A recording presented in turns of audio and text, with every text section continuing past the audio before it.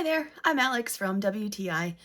I never thought I would be using aluminum sheets in my crafting, but sure enough, I am, and I really love these 5x7 aluminum sheets from Cricut. There are a lot of things that you can make with these sheets at the size that they come in. They're quick and easy to whip up. The Cricut Maker engraves on them effortlessly. You can make plaques for wall art, or even use it just to make your own piece of artwork. I've used them to make a sign for my booths when I work as a vendor.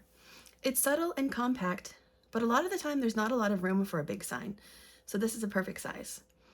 You can even make a pricing guide for the items that you sell, or just engraving your favorite saying or inspirational thought. I think it would make for an interesting card, actually. I don't think too many people can say that they've received a card made out of aluminum. And you can engrave on both sides, so you can have a graphic on the front and then a thoughtful message on the back. What's neat about these sheets is that you can paint them. So you just let the paint dry and then you engrave. So if there's a specific color that you're looking for, that's all you have to do. I think these 5x7 aluminum sheets from Cricut would add a really unique feature to your next crafting project. And that's my point of view.